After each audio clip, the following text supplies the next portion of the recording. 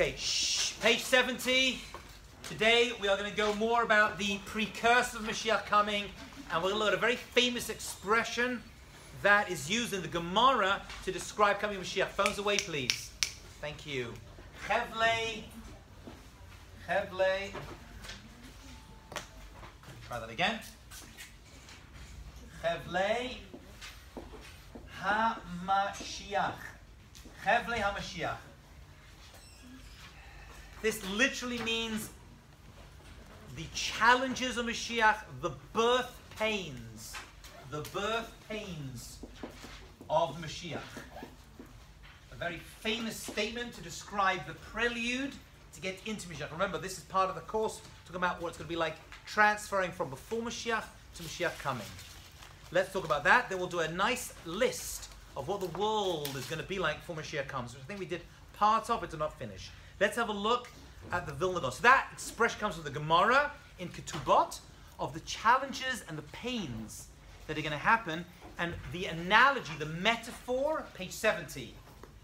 A metaphor of birth, giving birth. Why is that metaphor used to describe the prelude to Mashiach, the birth pains or the birth pangs? I grew up, it was called the birth pangs, but no one knows what it is. When I wrote my book on this topic, they say change the birth pains. What is it? Why is that metaphor? Why did Chazal use that metaphor to describe Mashiach coming? Let's have a look at the Vilna Gaon on page 70, a very beautiful, fascinating piece. And he says like this. He says that before Mashiach comes is referred to as choshech, darkness, and redemption is referred to as light.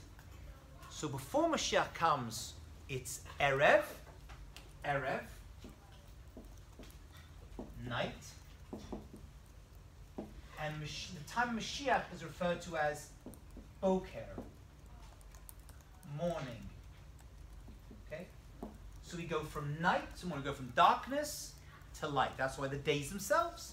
Our day begins at nighttime. This is based upon the creation of the world, Vayi Erev, Vayi Voker. So even the creation of the world will go from night to light. From night to light. Good name for a book, that. The word Erev means nighttime. Shani, could you close the door, please? Do you mind? Erev means night, but it also comes to the word mu'urav. Same root. What is mu'urav? Mixed up. Mixed together. Why would the word for nighttime be the same as the word for mixed up, mu'urav? Because at nighttime, it's dark, you can't see. Everything's mixed up together. Comes light, comes clarity. So we have two metaphors over here. We have from night to morning, from darkness to light. So the pre-Messianic era is darkness, it's difficult, it's challenging, it's mixed up. There's no clarity, there's no light in the world. It's a metaphor. There's no light in the world. There's no direction. We don't know where we're going. Another is birth pains. Says the Vilna Gaon, based upon this, when the morning comes, the redemption comes. It doesn't mean the redemption is going to happen in the morning. It means it's going to be like a morning, like waking up from a long, dark night, which is a long, dark exile. Galut. Okay? It's also referred to as a birth. Okay? And he quotes the sources. Ki Allah gam yaldat Zion. Because Zion has given birth. Given birth. So there we see it. Okay? Just as you go from the darkest part of the night is before the light comes up. You go from the ultimate darkness till you get to the morning. See, how does the night work? It doesn't suddenly become dark outside. You have dusk, you have early evening, then the stars come out, and it gets darker and darker. And then you don't just suddenly come along and there's light. Right? Hashem does us a favor. He allows the darkness to come upon us slowly, and He allows the light to come upon us slowly. Otherwise, we couldn't handle it.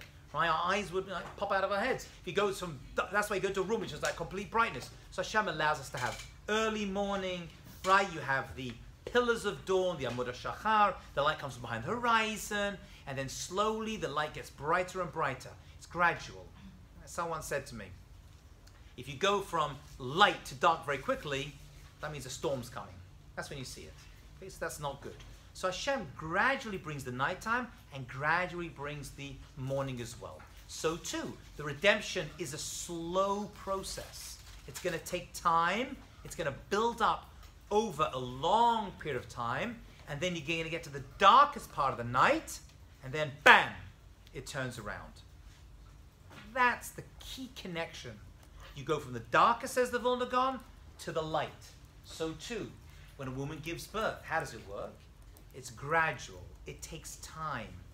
It starts with hardly recognizing, and then it gets more and more, and eventually you get to a point of terrible, excuse me for saying it, excruciating pain and death. Right? The fetus is in the amniotic fluid, right? It's living a life of death. It's life inside water. And then you go from this point of absolute challenge and excruciating pain and death to life, the most happiest moment. And it all happens in an instant. So it's a slow, but this is why these metaphors are used. It's a slow build-up. It's like, it's never going to come. And every woman says, it's never going to come. Never going to come out. Right? My wife was pregnant. The doctor said, she said, is it ever going to come out? And he says, I've never met one that wants to stay in there. They all eventually want to come out. Okay? So you go from absolute challenge and difficulty to great and tremendous joy. That is the metaphor that the Vilna Gaon and the Gemara is referring to. So too, the Galut is going to get darker and darker and darker, just as night becomes darker and darker, and then suddenly there's light. There's redemption. Now, what this darkness is, we have to talk about. And I'm going to quote for you the Mishnah. This is Mishnah. It's going to talk about what this darkness could well be. It may not just be physical pain. It could be emotional pain, spiritual pain, challenges of children's, of divorce, of problems between members of families. All of this is going to be the precursor. Okay? And then suddenly, the redemption comes and there is ultimate light. So we've tied together a few things over here. We said that Galut is darkness, Geula, redemption, is light. Darkness to light. Where do we see that? Every day we see that. Every day we go from darkness into light. Our days begin. It's a metaphor. Begins with darkness. And you go from light. You can't start with light and then go to darkness. That's a bad sign. You start from dark to light. We said as well as that, you go from birth, giving birth to a child. Giving life itself is a metaphor. What's the connection? Same thing. It gets darker and more challenging and more difficult. And you think it's never going to end. Ultimate pain. And then the child goes from living underwater, right, in water, everything becomes inverted instantly. Yeshua Hashem, Geherif Ayin. Hashem's redemption comes in the blink of an eye. Which Jewish holiday do we see this manifesting itself? I mentioned it before, Purim. Purim as well, we're all going to die, it's all over, and suddenly, bam, it turns over. We found out that Esther is the Malka, she's actually Jewish, Haman gets killed, the redemption is turned around. Same thing, it goes very quickly. So it's slow movement, and then bang, it all turns around. That's the Vilna Gaon. And that's what he says. Just as intense darkness comes right before the day, a pregnant woman has greatest pain just for the actual birth, so too before the redemption, the exile will be more intense than it had been during the entire length of the exile. Right before the end is going to be the worst. Now that pain, again, may not be physical. It could include physical, but it may not only mean physical pain for the Jewish people. Let's have a look at that. So there is a Mishnah. The Mishnah itself, most people are not aware of this Mishnah, that gives us I don't want to say a checklist, but it gives us the reality of what the world's going to be like before Mashiach comes. These aren't punishments. These are just where the world is going to be, and for some reason, which we're not sure about yet, this is the perfect precursor for the redemption of the Jewish people. Okay? Just like we don't know why a woman has to go through tremendous pain before she gives birth. Why does Hashem make the world that way? We don't know. Maybe you appreciate life a lot more. Maybe you appreciate your parents a lot more. And by the way, you will. When you see what a woman goes for a childbirth, the hakarat hatov, you went, you did that for me, Emma? Abba? Dayenu. I love you just for that. That's actually what the Sefer Chinuch says. One of the reasons we have a mitzvah to honor our mother and father, actually our mothers specifically in this context, is that she gave birth, carried you for 9 months, gave birth to us. You'd be like, wow, thank you so much. I appreciate it. That wasn't easy, yeah? This is a Mishnah at the end of Sota. Fascinating Mishnah. I've learned it here before at Stone College. And it says the following. The ikvad Mashiach. Another expression. Footsteps of Mashiach. Footsteps. Here's another expression used by Chazal to refer to right before Mashiach comes. Why would that be? Why would footsteps, ikvad, actually, ikvad actually means the akev, the heel. That's actually what it's referring to, the heel. That's the lit translation, right? Akev. Before Mashiach comes, we're at the heel. Why would that be used? Why the heel? Why not the nose or the brain, right? So Chazal say, I've read this on this particular, why this expression is used, why the footsteps. Footsteps means right before. Because right before, when a person goes, there's footsteps that are right next to them. But it's got to be something deeper to that as well. The heel has a very unique aspect to it. First of all, it's at the bottom of the body. Right? The lowest part. It comes into contact with the ground. But it's also the least sensitive. Right? It's the least sensitive. So the generation before Mashiach comes is the heel. You can hardly feel it. You can put a pin in it. Right? You can barely feel anything go inside it. All of Jewish history, first of all, starts with the head. Adam Harishon is the head. And as you go through history, actually traveling through the body right down to the heel. The heel is the least sensitive. They say before Mashiach comes, you will have the least spiritually and physical sensitive generation. They're like the heel, they don't feel anything. But then here's the weirdest thing. The heel hardly feels things, it's a thick skin. Right? You can put a pin in it, you know, it's not sensitive like the hand or the face, right, or the eye. But there is something it does feel. You tickle it, and that you feel. Isn't that weird? The least sensitive part of the entire body, pretty much, right, besides the back, I guess, is the heel. And you tickle it, and that it feels like all that you feel. So they say, before Mashiach comes, we have a generation that is insensitive, but likes to be tickled. And enjoys external stimulation, should we say. That's going to be the generation. Insensitive, but likes a good time. That's what they say. That's what we're dealing with. The Ikvat Mashiach, now this is Mishnah, 2,000 years ago. Look what it says. Chutzpah yisageh. You're going to deal with the generation with a lot of chutzpah. It's the word. See the word chutzpah in the Mishnah itself. V'yokeh yamei gefen. You're going to have a lot of insolence. Chutzpah means insolence, right? Very chutzpahdik, right? Not much respect. Why would this be? So I read there's going to be a great separation of generations. It used to be that parents used to respect their parents, have tremendous honor. But before Mashiach comes, there's going to be this great technological advancement that one generation to the one before, it used to be 100, 200 years ago, wasn't such a big difference, right? You went from like, you know, horse to horse and buggy, I don't know. Right now, we can't even relate to our parents. We're a completely different generation. And the kids have information that parents never had. Right? We're teaching them what to do. Right? My kids know how to use computers better than I do. So there's such a big separation, leads to them looking down upon their parents. And that comes with chutzpah. It's like, what do you know? I'm part of the new generation. You don't understand what we're going through. We're going to have more about that in a second. So we're going to see a lot of chutzpah, and that could be the separation between generations before Mashiach comes. And a lot less honor between one generation and the other. Kids are going to look down upon their parents, and parents are going to look down upon their kids. The vine, right, the geffen, is going to yield its fruit abundantly, but wine will be expensive. Okay? The government, umalchot tapoch leminut, the government's going to be full of heresy. There'll be no belief over there, no spirituality. Now, which government is talking about? Probably means the government in Eretz Yisrael, because that's where the action is going to be taking place. But it could be referring to governments anywhere, because everyone's going to be part of this Messianic redemption. So we're going to see that government, says the Mishnah, is going to be full of heretics, and no one's going to offer them reproof. Right? No one's going to say anything to them. They're going to do what they want to do. They're going to be disgusting people, acting disgusting ways for the most part. In politics and politicians, rather than us looking up to them as being leaders of the generation. Almost like last class, the face of the dog, the Pnei HaKelev. The Mishnah is telling us the same thing. Yeah? Or Beit Vadiel Znut.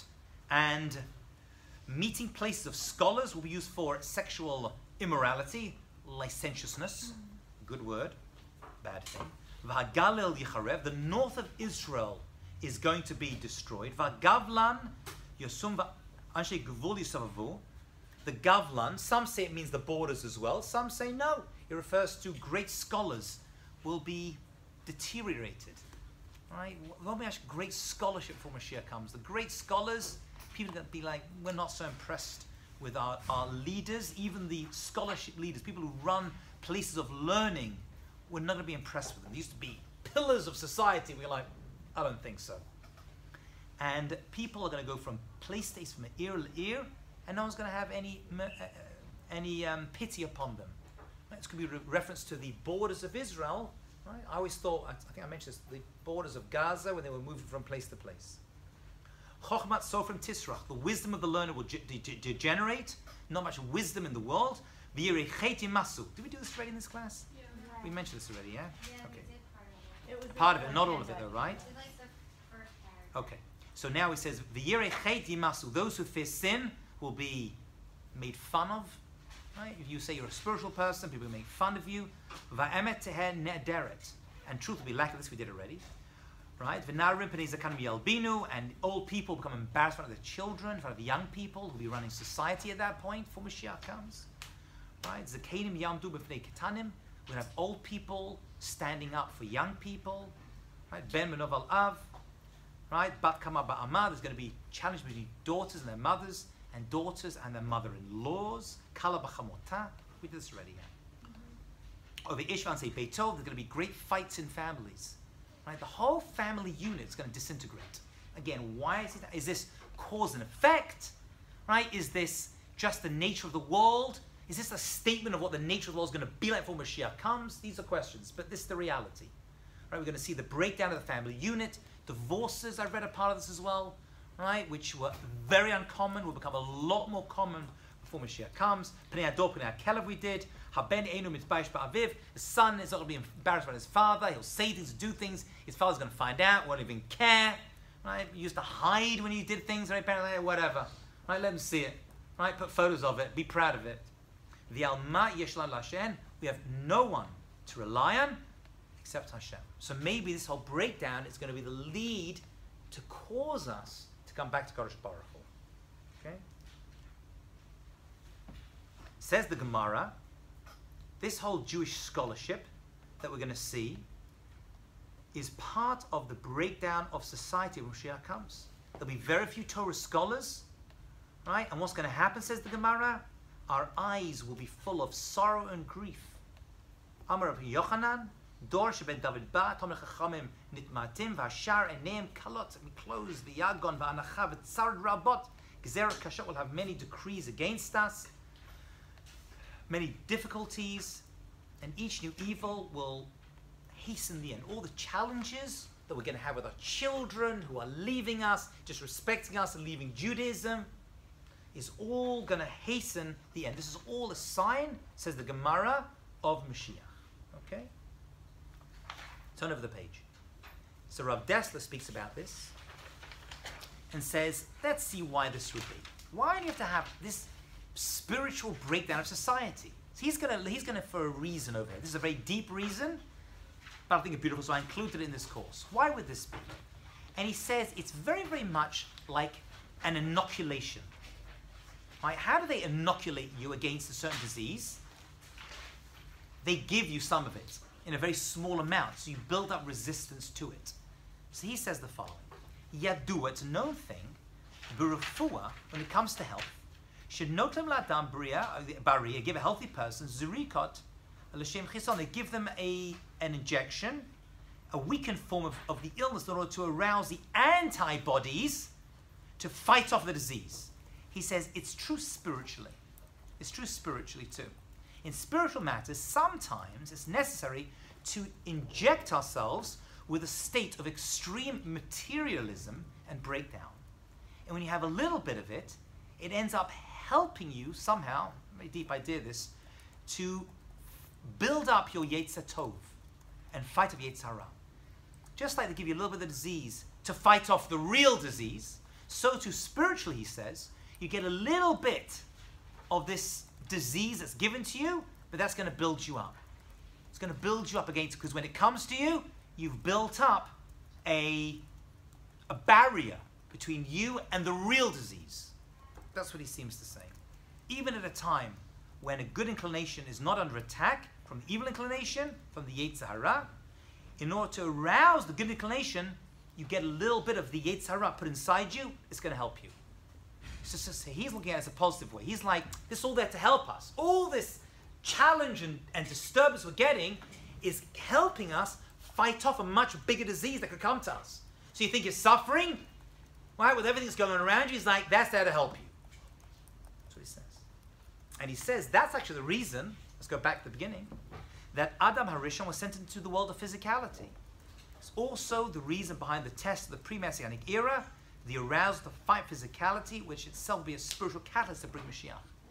So I'm not sure precisely what he's saying. I'm just reading the same words you are, but he seems to say it's necessary. Our generation, before Mashiach comes, needs to have this around us so that we're able to fight. We're being inoculated, and inoculation is not pleasant, right? You want to give your kid like inoculation. What does a child do? Fights and kicks, right? And hates it. You're like, no, but this is a good shot. I'm like, there is no good shot. Because I hear you don't get it, but it's there to help you. So he says. And he says another reason for all the Chevle HaMashiach, the pre-Messianic travails and pains, is because this is more easily understood. It's impossible to appreciate the positive without seeing the opposite. Okay, you can only appreciate the light when you've been through darkness, right? You only enjoy it. If everything was light, you couldn't enjoy it. You only enjoy the daybreak when you've had a night of darkness. So that's more understandable, yeah? That makes more sense. For Mashiach's coming is going to be light. You're going to appreciate Mashiach a lot more when you've been through darkness. You only appreciate good food when you've been through hunger. You only appreciate spirituality when you've seen great non-spirituality around you. Since before Mashiach comes, we're going to see a lot more of this darkness. So you're going to get a lot more of a enjoyable reaction when Mashiach comes. Even about the future, it's written, he's going to quote Malachi, V'shavtem re'item bein tzadik l'rasha. You shall return and you will see the difference between the righteous and the wicked. If everyone's good, you can't appreciate good. Right? If everyone's bad, there is no good. So it's got to go from challenge and seeing disgusting things, then when you see the good stuff, you're like, now I get it. Right? Now I get it. Now I appreciate it a lot more. It's taken away, so when it comes, you appreciate it. So all of this, once again, his take, Robert Dessler's take, this goes with his writings in general. His take is, it's bad, but the bad is good. You don't see it right now, you're being inoculated, you're having the shot, and it's painful, and I think after you get a flu shot as well, like 24 hours, you feel like, right? You're like, what's the point of that? It made me sick. I hear. But without that, you get much sicker. And you'll appreciate the health, right? When you see what happens around you when everyone's getting sick. Then you'll appreciate it. He says a person will never learn how to be spiritual until he understands how physical it can be. That's our generation. I mean, this is like, you couldn't write, I mean, he wrote this 70 years ago, but if he's seen today, be like, yep, like what we're up against, we are being spiritually inoculated. Yes, Shana. So Rambam today, it's like the idea of Mashiach is like just one Shabbat and we'll all be free or like be a better person. And like reading this, it seems like we have to be the worst people for Mashiach. It's not saying you have to be worse people. It's saying don't be surprised before Mashiach comes when people are really bad, which is ridiculous. It should be before Mashiach comes, everyone's fantastic, right? Everyone's great, right? We've earned Mashiach. He's like, that's not the way it's going to be. You think Mashiach's going to come, everyone's going to be walking around, everyone's going to be spiritual. It's like, it's the exact opposite. The world's going to be in a degenerative state. That's the Mishnah that we know. There's going to be a breakdown of society, breakdown of morals, right? Everyone's going to be doing disgusting things. The government's going to be disgusting things. All the celebrities we look up to, or also the Pnei Ador, the face of the generation, they're doing disgusting things unless you missed it, right? And we're like, and you're going to see all that's going to crumble and fall down and implode, and then we're going to see Mashiach coming. He's saying it's the exact. You wouldn't think so. You would think Mashiach comes when everyone's doing so fast. Oh, we're all doing great. He says, no, it's not the Jewish view. You go from darkness to light, from birth pains to life. That's what he's saying. That's the way it should be. It's the exact opposite what you would have expected. We're all spiritual people, now we get Mashiach. It's like, that's not the way it is. Right? And then you'll appreciate, and you'll need Mashiach a lot more. And people are going to call out for Mashiach a lot more than ever before. Okay? But they would say it's either that, like what you said, or either. Or very, very good. Yeah. We're going to come to that as well. So they're all agreeing with that it's very, very bad. Seemingly, this is the version of which it's very, very, very bad. Yeah, seemingly.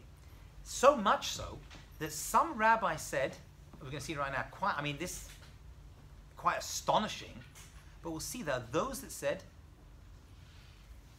I don't want to be the Mashiach comes. Don't let me, Hashem, don't let me exist when Mashiach comes. And some be like, I'll do anything to be the Mashiach comes. Two different opinions, two extreme, maybe it's very extreme. Some say, please, don't let me see Mashiach coming. It's going to be so bad, that generation. There's such troubles and difficulties and families and divorce and all the challenges that come with it, whatever we see today.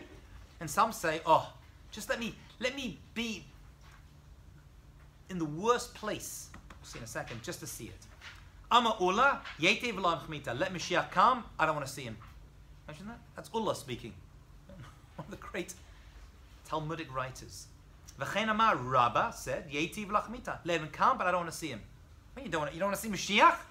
What are you praying for? It means I don't want to see the prelude when Mashiach comes. Rav Yosef says, let him come, and maybe worthy of sitting in the shadow of his donkey saddle.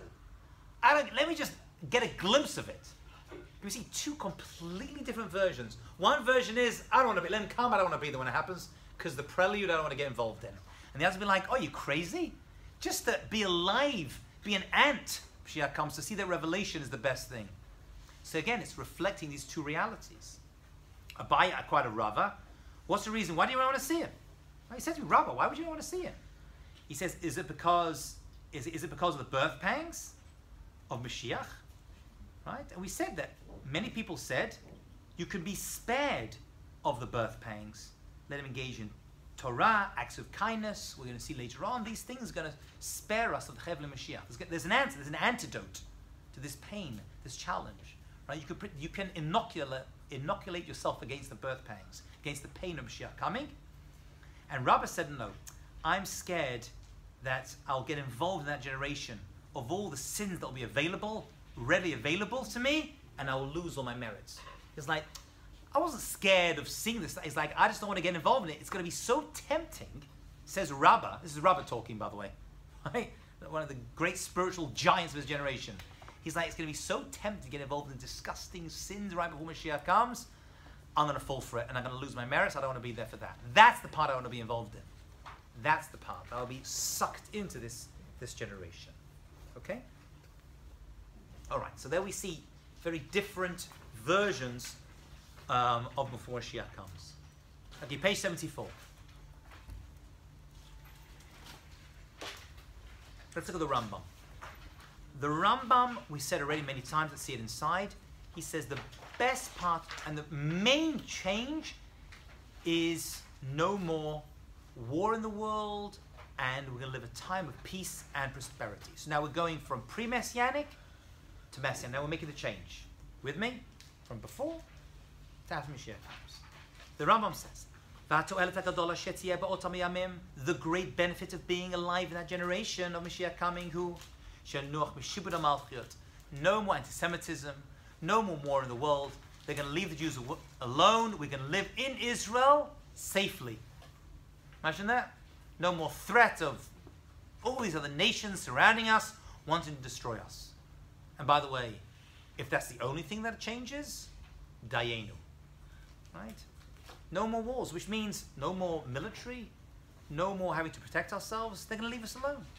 Right? War is going to be a thing of the past, which we mentioned Azai the prophet talking about already in chapter. What is this doing to us? This is preventing us from doing all the mitzvah. Right? We can't be in Israel. We're not there safely. Right? We're constantly having to divert all of our attentions towards physical survival. That's gone. Right? B'ezrat Hashem, there won't be the need for an Israeli army or any army, because it's all going to dissipate. The Torah Chachma, and there's going to be it now. Because of that, we go from, when we said that wisdom is going to decrease and disappear, so Mashiach comes, there's going to be an increase in wisdom. We're going to see a tremendous amount of wisdom that's going to sprout right throughout the entire world. It's going to cover the world, just like, says the prophet, the waters covers the earth and fill the oceans, so too. And he quotes Isaiah the prophet, the Rambam, Kimala Aretz Dea, the world will be full of Dea, of wisdom. Et Hashem Kamayim Liyam Mechasim, says Isaiah the prophet, just as water covers the seabed. Okay, war will cease. Says V'kidfu Charvotam Liitim, they're going to beat their swords into plowshares, V'chanoteihem Lemazmerot, and their spears the pruning hooks. Okay? Some say these are literal, and some say no, it just means we're not going to have to spend all this money on war. The entire military budget is going to be there to feed the world. I'm sure someone's done a study, and the amount of money spent on armies and war, if all of that was used, would we be able to feed the entire world and make peace? And like we could use that world, that money could be invested. I wouldn't do it right now, right? But Mashiach comes, that's going to happen. Okay, and that's why Isaiah the prophet says, chapter 2, verse 4, Lo yisa goy el goy, cherev. Nation will not bring up sword against nation. That's not just Jews. That's the entire world. And they will no longer learn war. That's going to lead us into Olam Haba.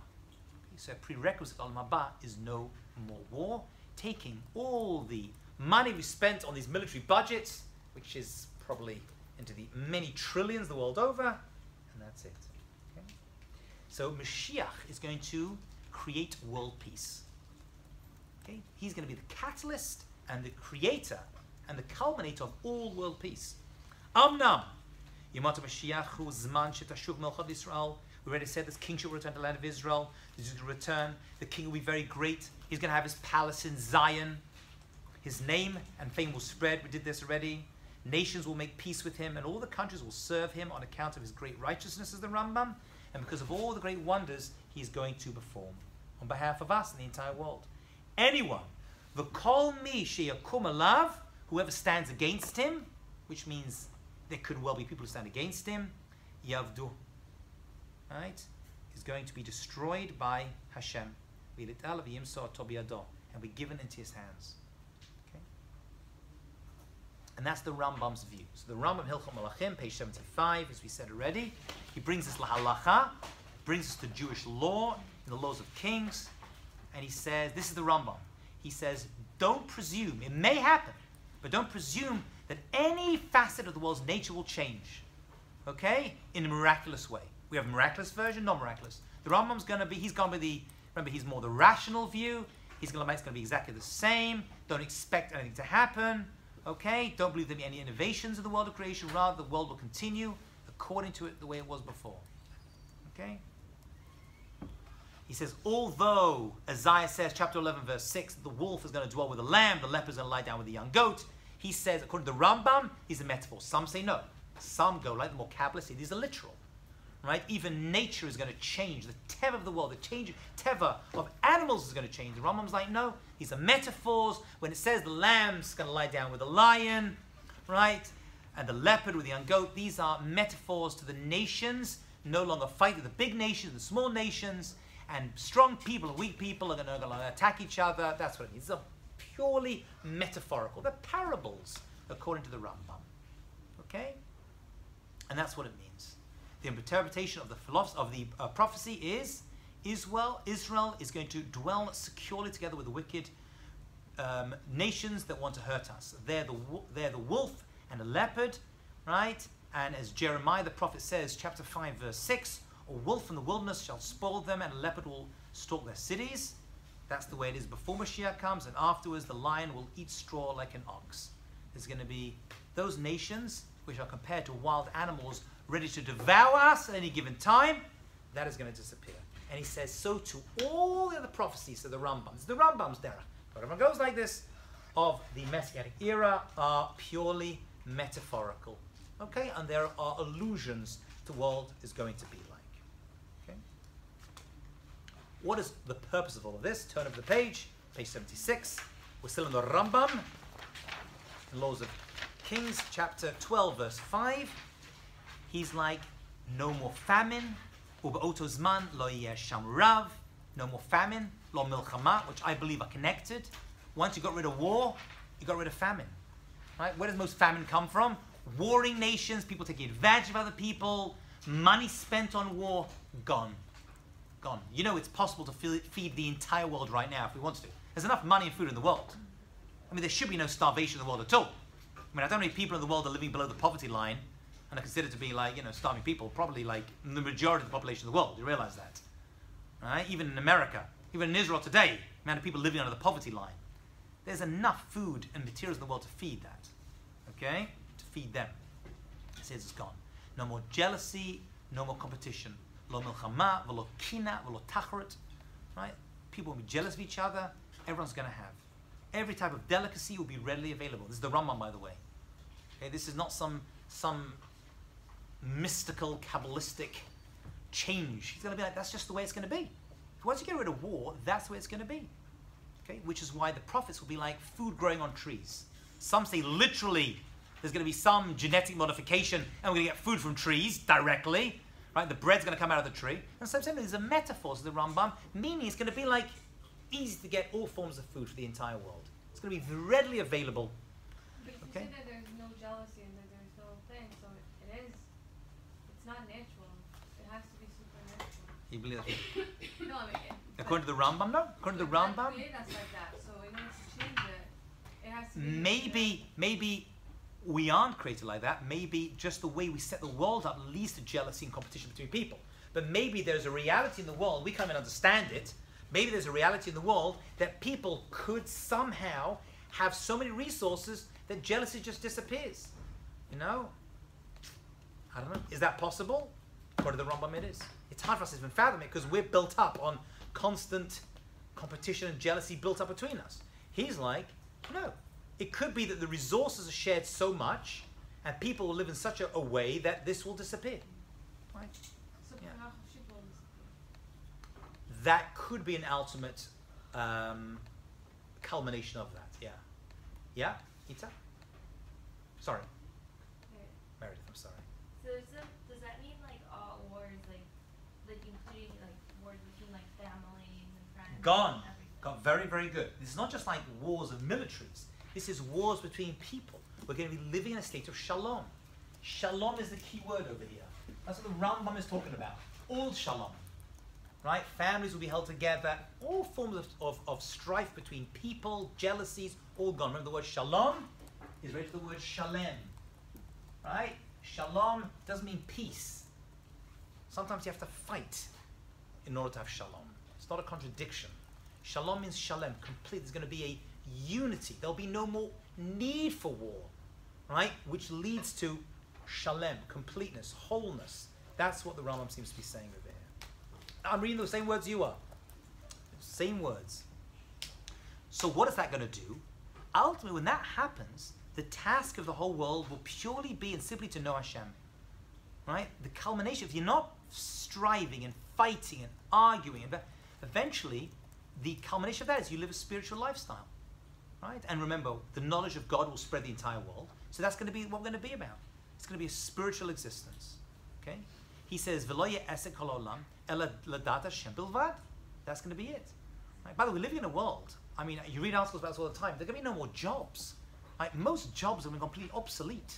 You realize that, right? With technological advancements. Right? What are most people going to do? It's all there for you. You don't have to drive anywhere. Right? I don't know, my kids are going to have to learn how to drive. Right? Everything's going to be available to you. So what are you going to do? You'll have time to work on yourself, to become a better person. Right? Which is the whole purpose of creation. Right? So he says, "Lefikach Yisrael chachamim gedolim." The Jewish people are going to have a unique and exceptional task of wisdom and the yodim devarim stumim, revealing great secrets to the world. That's going to be our role, which is meant to be our role for the past 2,500 years. Not that we've done it, but that's been our role. He says that's what it's going to lead to. That's the Rambam. Yisigu dad boram kefi koch adam, to spread the knowledge, right? Be a light to the nations. Right? Shneimar, as Isaiah the prophet says, chapter 11 to 9, Ki mela aretz deya et Hashem kamayim liyam v'chasim. That's going to be our role. That is going to be our role. Okay? That's why Isaiah says, where's this all going to operate from? We're seeing it today. Land of Israel. Right? Who doesn't go to Israel study Torah at some point? The majority of the affiliated Jews, we say, realize that Israel has become the epicenter of Torah study. It wasn't 100 years ago. Right? And it was 2,000 years ago, but for thousands of years it wasn't. Suddenly, we're going to see a change. It says Isaiah the prophet, chapter 2, verse 2 to 3. It will happen at the end of days. The mountain of the temple of God will be firmly established as the head of the mountains. And all the nations will stream to it. Many people will go and say, come, let us go up to the mountain of God, to the temple of the God of Jacob, and it will teach us of his ways, and we will walk in his paths, says Isaiah the prophet. They're going to go to Israel, and in the land of Israel, it's going to become a center of instruction for all nations and all people. We see a glimpse of it, you know. These non-Jewish nations come to Israel, go to the Kotel, you know. We're like, oh, that's so cute, so quaint. It's going to come that times 1,000. Right? Ki Mitzion say Torah, because from Zion comes Torah, Dvar Hashem Yerushalayim. And Jerusalem is going to become the epicenter of spiritual life and wisdom for the entire world. Okay? Says Rav Tzadok, in the Pri Tzaddik, he says the main revelation of the oral law will come through Mashiach. He says we're going to have a new understanding of Torah that we don't appreciate, don't understand. This is going to come forward, and that's going to be the Torah of Olam Haba. So you have Torah before Olam Haba, is like there's a whole new world about to open up. How, from where, right? We're not sure. Because of this, now we're going to get to Shani's point, because of this great wisdom, the progression will be the lessening of the Yetzer Hara. And that's the Ramban Nachmanides view. Okay? So that's the follow-through, Shani, that you took very nicely a moment ago. It says in Devarim, in the chapter of Deuteronomy, chapter 30, verse 6, Umal Hashem alokechad levavcha. God will circumcise the barriers from your heart. That's not a literal circumcision of the heart, it's a spiritual one. The barriers, the klipot that surround our hearts are going to be removed. Levav zaracha and the hearts of your children, to help you love the Lord your God. Right, so you will love the Lord your God with all your heart and all your soul, so you can live. In order to live, says the Ramban, an astonishing Ramban. The Ramban, of course, comes from a more mystical tradition. He goes more with the literal interpretations of the prophecies that we're hearing and seeing. The world is going to change. It ain't going to be the same place. You ain't going to recognize it. Okay? Key. Mizmana Bria from the Sons of Dawn of Creation. Look at this amazing Ramban, page 77. A person had free will to choose good or to choose bad, to be a tzaddik or a rasha. That's the way it's always been. And the entire time of Torah, it's always been that way. Why? So we have free will. Choose good or bad, that's your free will. You can make ethical and moral decisions. That is the free will that we have been endowed with by God in order to choose good or bad. The circumstances, the amount of money, our looks, education, all of that is in Hashem's hands. Right? Hakol b'dei shemayim chutz b'yirat shemayim. Everything in the hands of heaven except the fear of heaven. Moral and ethical decisions are held in our hands. That is free will. Right? That is bechira. That's the way it always was. Okay? Without that, we could be rewarded for the good things we do or punished for the bad things. So it has to be that way. We can only accrue merit to ourselves by choosing the good stuff. Aval, he says, Lemot Mashiach, whoa, when Mashiach comes, things are going to change. Tiyeh habechira b'tov lehem teva. Choosing good will become natural to us. It's hard for us to even fathom this. This is the most difficult to understand. We're going to get to a point, but it's going to be so clear the right thing to do that it will be as though free will has gone. According to him, free will disappear. You will naturally move towards it. Now, we can't fathom this because our whole lives are made up of a struggle between doing good and bad. Right? Do I say this or not say this? Do I eat this or not eat this? Do I touch that? Whatever it is, we're constantly struggling with this. He's saying it's going to change so much. Good is going to envelope the world so much that you're not going to go towards no free will. You're going to go towards natural free will. Moving from free will to natural will. Naturally, you're going to just choose the good. It's going to just become natural to you. That's what he seems to be saying. I was reading his words. It's going to be natural. Your heart's not going to desire you're not going to desire bad at all. I can't fathom that because I'm human and I desire bad. That's just who we are. Because without that, we ain't human. But that's what the world's going to be like. That's the Rambam. Is that in contradiction to the Rambam? I don't know. I don't know. Maybe the Rambam concurs, right? I don't think he does, but maybe he does. Maybe the Rambam says, yeah, once everything is good out there, you'll choose good as well. According to him, seemingly not. The Ramban is like, it's going to change.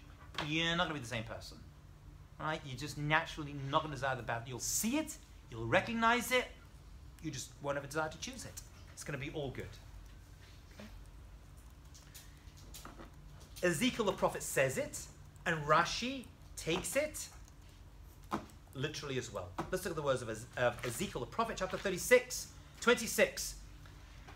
V'natati lachem, this is talking about the Mashiach, Messianic era, leiv chadash, you're going to get a new heart. I don't know if that means heart transplants. It means spiritual hearts. V'ruach chadasha, and a new spirit. Haten b'kibachem, I'm going to put inside your midst. V'asiroti et leiv ha'even, I'm going to take out that stone heart. Mi'basarchem, from your flesh. V'natati lachem leiv basar, I'm going to give you a heart of flesh. Says Rashi. What is this? Rashi says this new heart is not heart operations for us. Leiv chadash, yetza shenet chadesh l'tova, an inclination that has been renewed for the better. Your yetzer is going to change. There's going to be a categorical change in the teva, the nature of a person, that they're just going to be good people. So there's a progression over here. We've gone from pre-Messianic era, where it's a complete breakdown. Mashiach comes, the morning comes, birth comes, and then you move to a place where the entire world, all of that helps us see the revelation of Mashiach. Out comes the Torah, out comes spiritual actions, no more war, no more jealousy. We spend our time involved in learning, becoming wise, doing good things. New people. New people. So the Mashiach era becomes a bridge to the next world, to Olam Haba. It's part of that. That's why we go from Mashiach into Olam Haba. Okay? Turn over the page. See the Sifsei Chaim, he says, we found the era of Mashiach will be a time for fulfillment of Torah mitzvot, even as the nature of free will changes, becoming the Ramban, he's going with the Ramban's terms, natural will, Bechira B'teva. So we go from Bechira, Chofshi, from free will to natural will. That's his turn phrase he uses, right? And that's going to come from an absolute recognition, right? Just like I know I can put my hand in the fire, but I don't want to. Could you put your hand in the fire right now? But none of you are doing it. Why? Because you know it's just not good for you. Same thing. You're not going to drink. Could you drink poison right now? Yeah. Do you feel I've taken away your free will by you not wanting to drink poison? No. I could drink it. You'd just be crazy to do it. That's going to be for all of our actions. I know I could choose it, but why would I? Naturally, I have no desire to put my hand in fire right now. I just don't like it. Okay? At that time, it's going to be perfect, and you're not going to want to do it because of great wisdom, and through this, we're going to merit Olam Haba. These are all stepping stones, he says. We're going to ascend from one level to the next, and that's going to be till we get to the point of Adam HaRishon, Lifnei HaChet. Did Adam HaRishon have free will? He did. He did. That's why he chose bad. But it was very, very limited. Okay, it was very clear. The Yetzer Hara, as the snake represented at that point, was external. He could see it and choose it. So too, the Yetzer Hara now is inside us.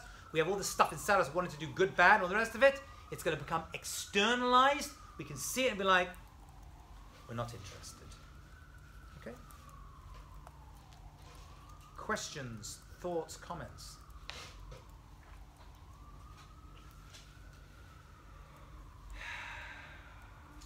We have finished Mashiach. Wasn't too painful, wasn't it? Took us about 6 classes, I think. But that was a pretty thorough treatment of Mashiach himself. I'm going to stop the class over there because I haven't had breakfast yet. And we will, God willing, pick up the next class on Thursday to discuss Olam Haba.